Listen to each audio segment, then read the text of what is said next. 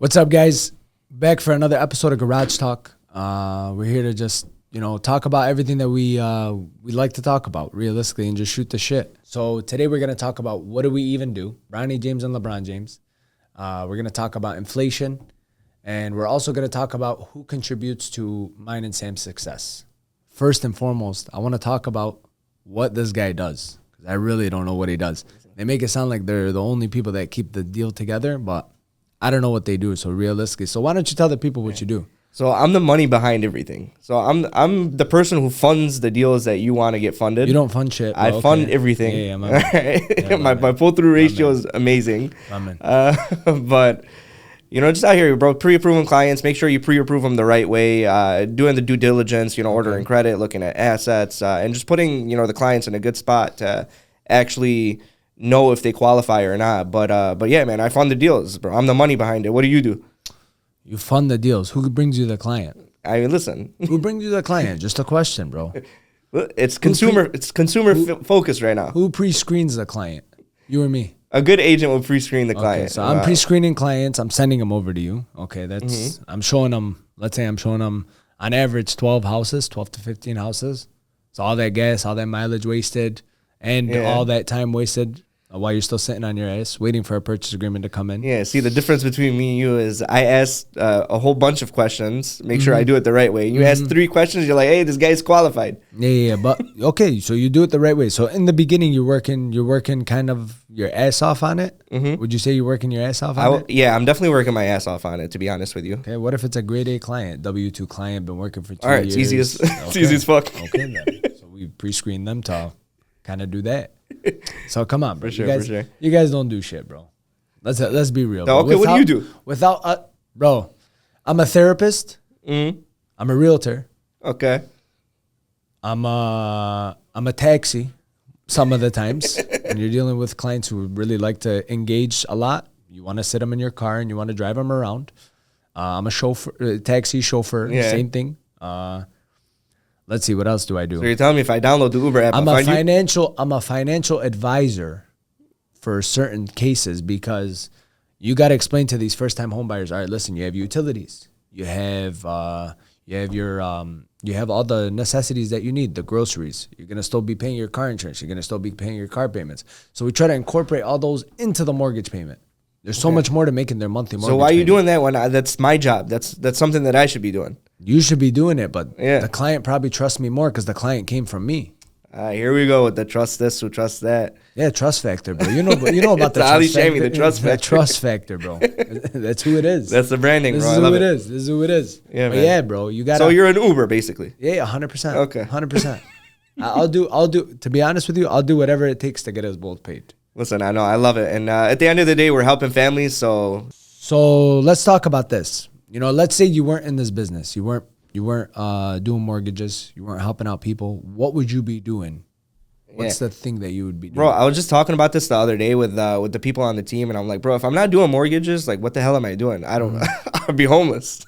I literally don't know anything else. No, bro, your back's against the wall. You got to figure it out for your family. What are you doing? Yeah. Cook. I'll be a cook. Yeah, I love cooking. Yeah, you were trash. Yeah, I was trash. Yeah, you were trash. Anyways, what was your favorite meal to cook? My bad, bro. Why the fuck's your phone ringing, bro?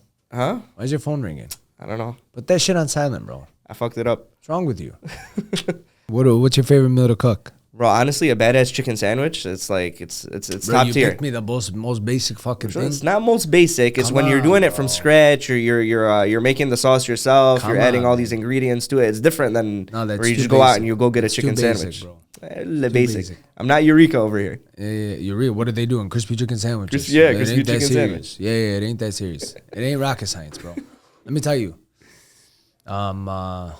Even though you don't want to ask me the question, I'm going to tell you anyways. What I would be doing is I probably would have went back to school and became an attorney. Why attorney? I love to argue. Yeah. I love to argue. I love to. I'll fight for hours just to get my point across.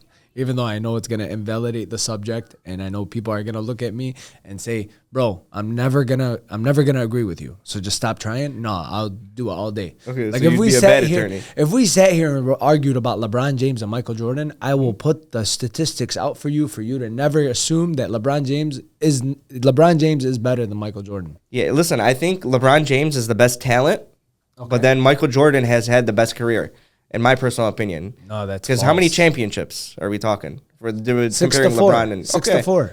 Okay, but LeBron James has been there 10 times. Okay, but that's my point. Is how many has he lost though? He's lost 6. Okay, he's lost 6. How many has Michael Jordan lost? None. Okay, that proves my point. Yeah, but it's not all about the finals and the champion. Getting there is a huge achievement too. If you can get, and he got there 8 consecutive years in a row. Okay, he got there 8 consecutive years in a row, but he's been losing. But that's the thing. Is like what you're trying to make it seem like is losing is okay. It's not losing. It's not. Second place isn't okay. Obviously not. But he's obviously gone through tougher routes to get there, as opposed to him. You'd say adversity. Okay, but when we're talking eras on basketball too. So LeBron has had top-tier teams.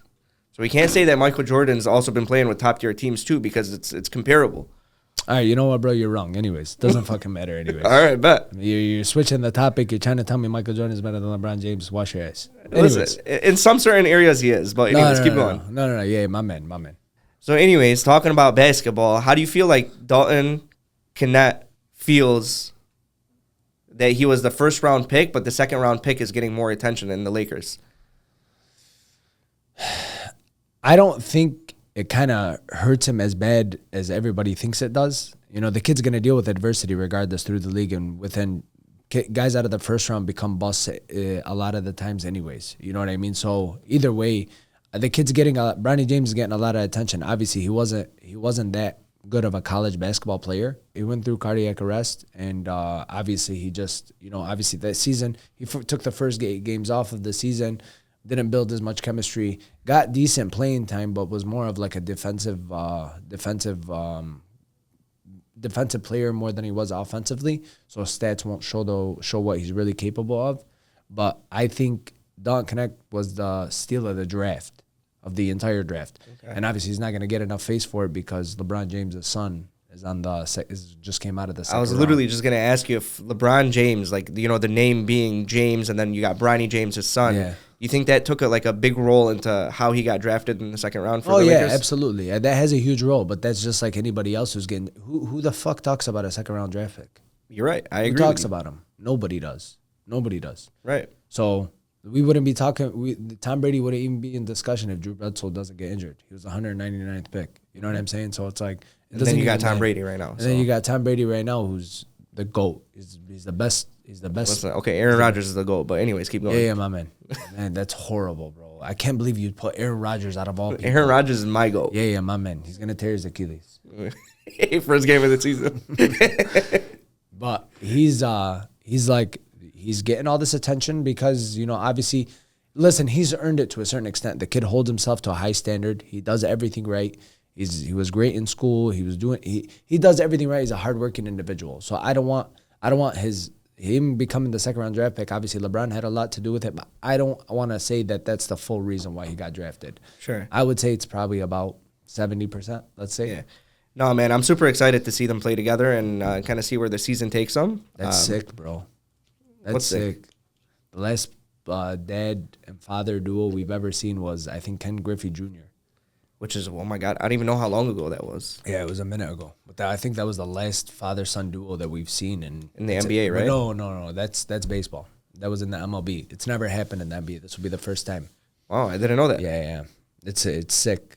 It's really like it's eye-opening to see this guy's been doing this for 21 years, going on to 22 years, and he's still killing it. He's still amongst the best in the league. Amongst the best in the league, healthy, plays majority of his games. In my opinion, he's still top 5, but in other people's opinion, he's probably top 10. But right now, today in the league, but that's just how it goes. You know what I'm saying? That's true. But yeah. So let me ask you a question, Mook. What do you think is the most important thing for you when working with a realtor? The most important thing, it's a good question because honestly, like everybody kind of has like a different idea. For me, what's important is because if I'm doing everything up front, if I'm looking at like, take care of this client, give them like all their, qualification issues, stuff like that, and take them from point A to point Z. All I need really is from the real estate agent to be a killer in the community, be well known or get to that point, and I'll help you get to that point. But on top of that, most important thing is communication. So if you're looking to place an offer on a property, for example, hey, just hit me up beforehand. Let me know what's going on with this house. We'll take a look at it together. And then, from there, that's, it's pretty straightforward. Communication, then I trust you to do your job, just like how I would hope that you would trust me too, Yeah. Well, you are getting the client from me, so I better fucking trust you. You better trust me. Yeah. No, but I don't think it's communication for me. There's no way. I don't care for the communication. Obviously, if I could reach out to you at a certain time to talk to the listing agent, if we are submitting an offer, that'd be great. I think the most important thing for you is not making me look stupid. So, docs weren't verified initially. We put in an offer. Client is in potential to lose their earnest money deposit. Those are things that you can prevent. You know what I mean? So if we didn't look through the full background of this client and we didn't see what's going on with them, that's where I care for that more than anything, because I've had a lot of situations where a family friend wanted to help this client get approved. They got them approved, but in reality, they're not approved for either that much, or their docs aren't showing everything, or they haven't been working the same job for a certain amount of time. They've switched jobs so many times. They had a breaking period for 2 weeks where they didn't work.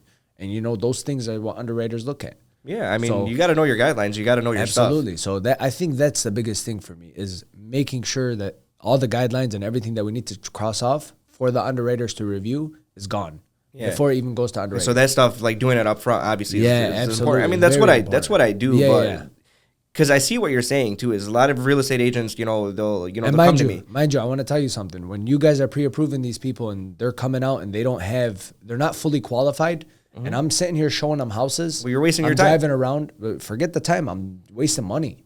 Yeah. I'm wasting money. Money nowadays is hard to find. You know what I mean? You gotta work very hard to make a good living nowadays. That's true. So when you're making me drive around and show these people houses and make sure that they're approved, and I shouldn't have to do all that shit. This is your job. I stay in my field, you stay in yours. I know a lot about your field. I know you know a lot about mine.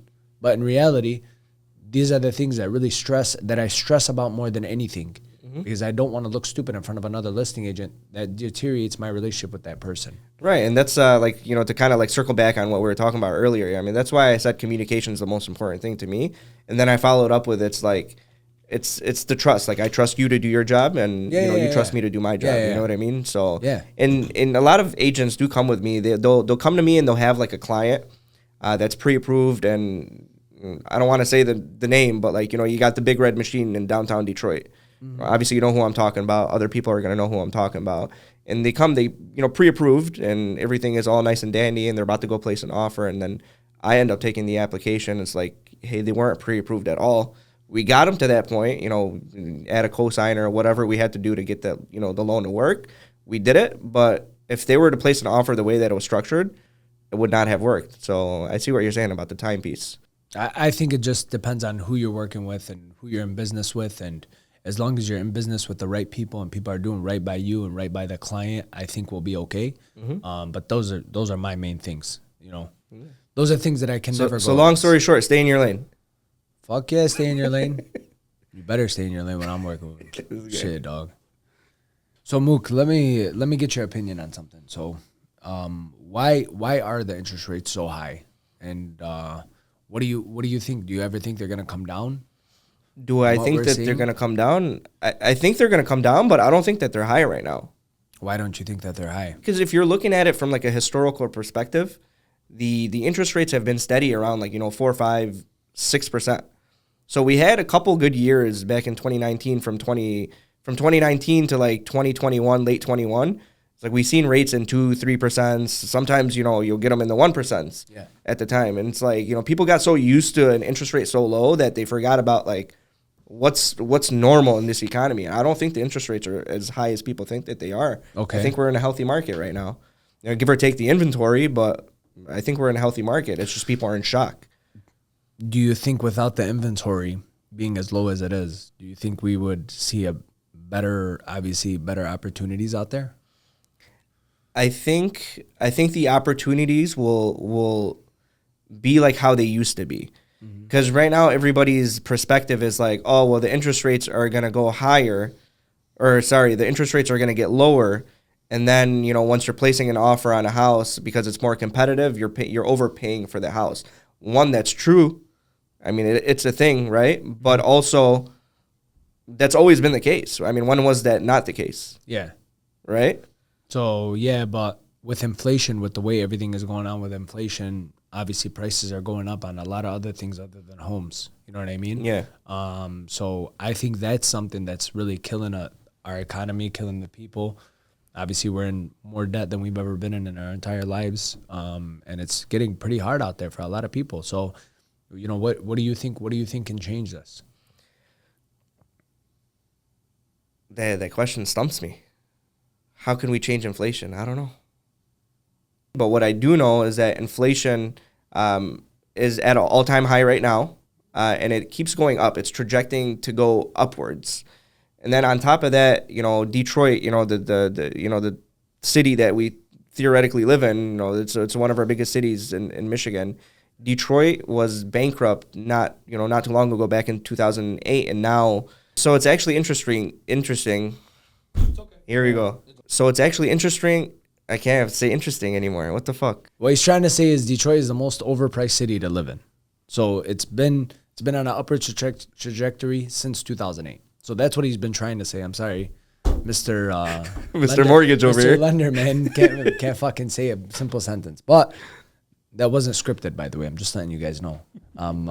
But yeah, it is the most overpriced city to live in now, up until today, and it's tough out here for everybody. And we're just seeing an upward trajectory. And I think that's the best way you can put it. I don't think there's a way to stop inflation, but I do think there's a way to where we can kind of have it stagnant and steady. I think the best way to absolutely do it is, first we'll start with real estate. We need more inventory on the market. So sellers, we need your help. We need you guys to come out and put your properties on the market. And I promise you guys think you're not going to be able to find something, you will ultimately be able to find something. You guys have a lot of equity in your homes that you guys can use towards those new homes to remodel and rebuild and refix up, so that way they can come out to be exactly what you guys are looking for. So if you're looking to upgrade or downgrade, that would be a good opportunity for you. I think last topic we need to discuss is who contributes the most to your success? Yeah, so for me, honestly, it's family is good.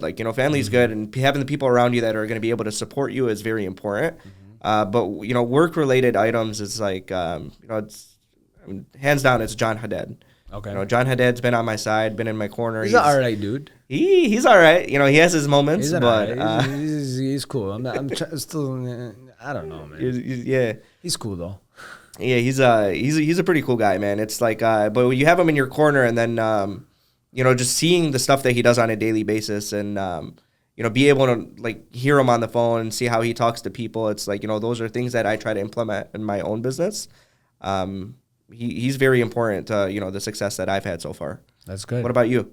So I've been blessed with a lot of people in my life. Every time I'm faced with, new adversities or new barriers that, I got to break through, I always have somebody there to help me, whether it was somebody in my office or it would be my pops. I think my pops has been my biggest mentor. He's helped me through a lot of stuff. Like I remember when I first became a father, he gave me that talk. I remember when I first got married, when I did everything that I've done in my life, he's always been there to help me and guide me through it all. But he's a big contributor of my success. He's a partner of mine in other business ventures, and I don't know where I'd be without him. Yeah. I know you lost your father not too long ago. Mm-hmm. How's that been for you? It's been tough. I mean, obviously, it's coming up on a year. In August. In August, it'll be a year. Mm-hmm. And just kind of the mentality shift of where you have to be as a son. Trying to take care of his family too at the same time.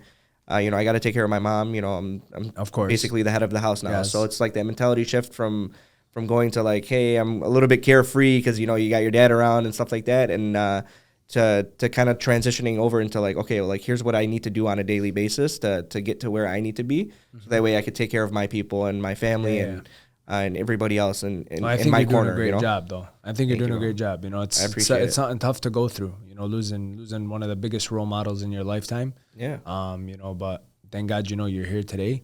You're dealing with it better than a lot of other people would. So good for you on that. Thank God. Alhamdulillah for everything. The struggles will come, but hopefully it's all success from here. Thank you, brother. I appreciate it. Guys, thank you so much for tuning in. We really appreciate, you know, all the support, all the comments. You know, obviously this is only our third episode, but we do appreciate you guys for even giving us the listen. So thank you guys for that. We hope to keep feeding you guys good content and keep doing this in the future. And hopefully, you know, you guys can give us some of your advice. You know, feed us with as much advice as you got on, you know, what we think we could be better at or what we could talk about. So thank you.